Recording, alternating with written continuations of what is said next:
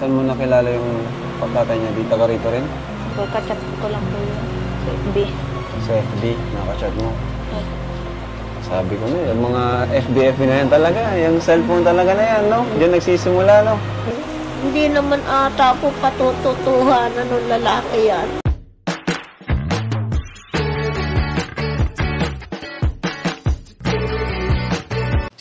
Si Kuya Jens, ano yan, reactor natin yan. Official reactor. Hello mga kalingap! Welcome back sa aking YouTube channel, si Kuya Jens. So kung bago ka lang sa aking YouTube channel, huwag niyo pong kalimutang mag-subscribe at click the bell button para like updated sa bago upload na video. At huwag po natin kalimutang suportahan ng Butim Kalingap sa pangunan ni Kuya Val Santos Matubang, Ate Edna Vlog at syempre Kalingap Prab. At pakisuportahan din po ang aming mga kasamahan sa Butim Kalingap. Nandiyan po ang K-Boys, Kalingap Partner, Kalingap Reactor at lahat po ng charity vlogger sa buong Pilipinas sa tumutulong sa mga kabayan natin ng lahat mahihirap. Suportahan po natin lahat, guys. So ngayon po mga Kalingap ay samahan niyo po ako mga Kalingap na muling panoorin po at bigyan ng reaction video, bigyan ng komento mga Kalingap ang nakaraang araw mga Kalingap na upload ni Kalingap Prab patungkol po sa dating beneficiary ni Kalingap Prab na nakatira po sa gitna ng kabundukan mga Kalingap. Walang iba kundi po ang batang si Jacqueline na ito mga Kalingap, matagal na po itong beneficiary, napagawa na po ng bahay at isa po ako mga Kalingap sa personal na na-meet ko po ito si Jacqueline, ang kanyang lola at yung lolo din po niya mga Kalingap, at personal din po ako nakapunta dun mismo sa bahay, dati nilang bahay, at dun sa pinagtayuan po ng bago nilang bahay mga Kalingap. At talagang sakripisyo pa lang po, pagpunta pa lang po dun mga Kalingap, sobrang sakripisyo na po mga Kalingap ng pagpunta doon kila Jacqueline. Kasi kung maalala ko nyo po mga Kalingap, kung napanood po ninyo at kung nanonood na po kayo dati mga Kalingap sa atin, ay doon po kami mga Kalingap muntik-muntikan na talaga ding mahulog sa bangin kasama sila Kalingap. Para buntik na po kami mga aksidente doon. Kaya grabing sakripisyo po talaga yung pagtawid ng ilog na rumaragasa, talagang tinawid po namin mga Kalingap para lang mahatidan mga Kalingap ng tulong sila Jacqueline at ang kanyang lola. At yung mga Kalingap, yun nga po ang panonoodin natin ngayon, yung update kay Jacqueline at yung nakaagulat mga Kalingap na balita po sa kanya. At ngayon nga mga Kalingap, panoorin po natin, bigyan natin ng reaction video yung naging pagbisita po ni Kalingap Prab muli kay Jacqueline in 5, 4, 3, 2. Ay, grabe. Ay, Jacqueline! Kumusta?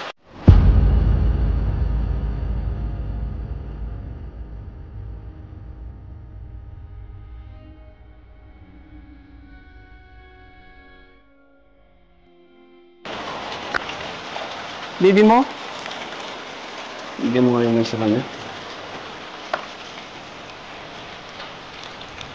Marami mga Kalingap. Si Jacqueline. Pwede ba pumasok? Dali mo po. Ha? Sige na po. Yung bata mo pa rin. Wala naman nagbago sa mukha mo. Hello? Ano pangalan niya? Jerry po. Jerry po. Wala nang nagbago sa'yo. Yung bata mo pa rin eh. Kumusta ka, Jacqueline? Okay lang po. Baby ka na. Parang kailan lang ha. Anong pangalan niya? Jerry po. Jerry? Asan yung papa niya? Nasa Tigbinan po. Tigbinan. Saan mo nakilala yung tatay niya? Di taga rito rin? Dito. O taga... Ano lang po yun? Sa Tigbinan po. Kachat ko lang po yun. Sa FB. Sa FB? Nakachat mo? Yeah. Sabi ko na, yung mga FB na yan talaga. Yung cellphone talaga na yan, no? Diyan nagsisimula, no? Nagbibiroan pa po kami ng mga kaklase ko kasama yun. Ngayon, hiwalay na ba kayo? Hindi naman. Magtatayong ama ba siya nito? O hindi? Po?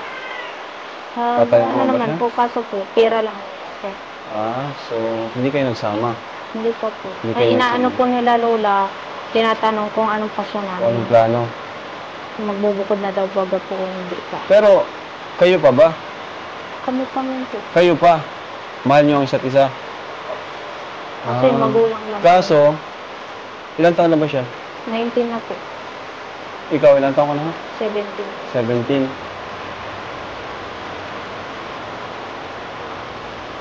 Grabe. Saan kayo nagkakilala? Sa FB po. I mean, saan lugar? Dito po. Dito? Dito na po siya nagpunta. Ilang years kayo? Ilang taon? Matagal na ba kayo? O- Noong September 18 lang po, nung nakaraang taon. Nagpunta po akong Lucena. Dun, nagsimula na napunta kang Lucena. Si nanay? Nay! Hindi ka, nay! Kumusta po kayo, nay? Dito kayo, nay, oh. Opo po kayo dito. Kumusta po kayo? Bless po. Nakakita pa rin po kayo? Opo po kayo dito, nay. Ito na nga na yung sinasabi ko, di ba, nay? Na pag nagse-cellphone, ano po? Ano nga po ay. Yung palagi naming palagi kong pinapayo kay Jacqueline noon, di ba? Ayaw ko may cellphone yan. Ayun na nga po yung Nangyayari naman na po yun. Ang akin, mahalagay mabago yung buhay niya ngayon. di ba, nay, na napag-uusapan naman natin, di ba, Jacqueline, before na ang dami kong plano kay Jacqueline na kukunin ko siyang scholar, papupuntahin ko sa Daet. Di ba, nay, tandaan niyo po yun? Kaso yun na nga po yung nangyari. Di natin inaasahan na magkakaanak siya. Ano po, nung nakaraan, nung wala kami balita sa kanya, ang sabi, umalis siya dito. Saan siya pumunta? Nagsama po doon sa lalaki po sasama. Yun na nga po, yun yung palagi nating pinapayo sa mga beneficiaries natin na sumunod sa mga payo namin, 'di ba, na unahin yung pag-aaral, huwag munang mag-boyfriend.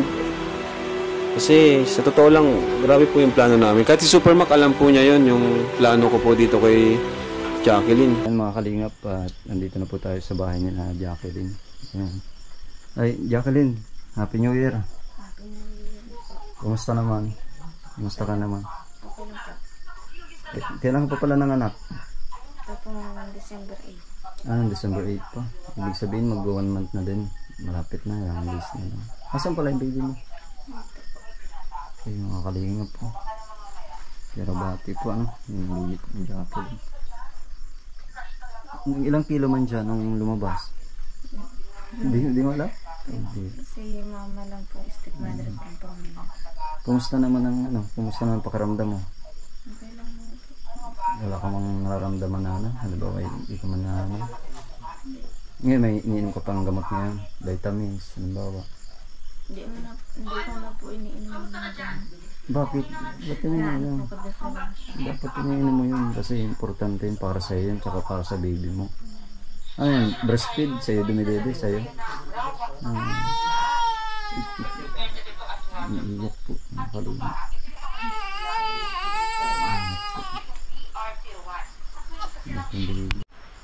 Ayan po mga kalinga po. Si Jacqueline, ano po.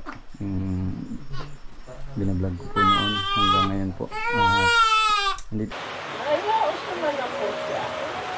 Ako sabi ko po kayo din. Anak, ang mahalaga, nakaraan ay nakaraan. Bagong bukas ngayon. Ayan, kapiling mong anak mo. Hindi naman ata po patututuhanan ng lalaki yan. Mising ko po ay wala man lang po itinotos-tos dyan. So ayun nga mga kalingap, at nakita nga po natin yung bagong update kay Jacqueline, kung saan po nakita po natin at nalaman po natin na nagsilang na po si Jacqueline ng isang sanggol, ang kanyang baby po mga kalingap. Sabi nga rin dun sa vlog mga kalingap ni Supermac na nung December po nanganak si Jacqueline. So higit isang buwan na po mga kalingap yung baby. At ayun nga po mga kalingap, talagang nagulat din po si Kalingap Rab. Maraming nagulat na viewers mga kalingap, although na vlog na nga ito ni Supermac, at ang ilang mga taga-subaybay po ay nakakapanood naman ng update sa YouTube channel ni Supermac. Subalit napakarami pa rin po mga taga-subaybay ng Kalingap ang channel lang po ito ni Kalingap Rab na panood, kaya talagang marami rin po ang nagulat at hindi nga po inaasahan mga Kalingap ang nangyari. Subalit mga Kalingap, sabi nga ng karamihan din at sabi rin mismo ng ating mga kasamahan na wag po nating i-judge mga Kalingap si Jacqueline kasi talagang bata pa po yan, 17 years old, minor de edad. Ayun nga po sabi ni Kalingap Rab, talagang mahirap kapag napabayaan po ang isang kabataan sa paggamit ng social media, ng cellphone, dahil kung sino-sino po pwede nilang makausap, pwedeng makachat, ayun katulad ng anong nangyari na may nakilala at pinuntahan daw sila sa lugar nila at sinama pa siya dun sa lugar nung nakilala. So, doon na nga, aksidente na nga ang nangyari mga kalingap. Tayo na nga mga kalingap, magiging aral na lang ito para sa lahat ng kabataan, para sa lahat ng beneficiary, para sa lahat ng nanonood, na mas importante pa rin talaga na makinig tayo sa mga nakakatanda, sa mga kuya, ate, tito, tita, mga magulang, at mga lola at lolo na mas alam nila yung totoong, yung tama at dapat nating gawin tayong mga kabataan. Kasi yung pagpapayo at pag-a-advise ng mga matanda ay para din naman yan sa ating lahat, para sa kinabukasan ninyo, para kapag tumungtong na kayo sa wastong edad ay hindi na kayo mahihirapan sa buhay. At palagi nating tandaan na syempre yung edukasyon palagi ang inyong ipapriority bilang mga kabataan. Kaya ayun mga kalinga, pero ang napansin ko nga dito mga kalinga, at marami rin tayong nabasa sa comment section na marahil daw mga kalinga meron din pinagdaanan itong si Jacqueline, kaya nagresulta sa ganitong bagay. Marami rin ang nakapansin na bakit daw sa sala natutulog si Jacqueline at yung kanyang baby. Alam naman daw po natin na yung bahay na yun ay pinagawa talaga hindi lang para sa lola ni Jacqueline, kundi para kay Jacqueline mismo. So ang tanong po dyan ng mga kalingap sa comment section, nabasa po natin sa comment section, bakit daw po sa sala natutulog si Jacqueline? Sino daw po ang natutulog doon sa kwarto na dapat ay para kay Jacqueline? At ano nga kaya ang mga pinagdaanan pa ni Jacqueline bago nangyari yung ganyang insidente mga kalingap? So marami pong katanungan dapat pa nating tingnan. Marami din mga point of view na dapat nating i-consider or tingnan bakit naging ganito yung kalagayan ni Jacqueline after nung mapabahayan sila ng Kalingap. So yun lamang po sa ngayon mga Kalingap, at patuloy po natin tutukan ang YouTube channel ni Kalingap Rap at ni Super Mac para sa mga susunod na update kay Jacqueline at sa kanyang baby. So yun lamang po, at maraming po salamat sa panonood. Please don't forget to like, comment, share, and subscribe sa ating mga video. Maraming po salamat. God bless. Bye-bye.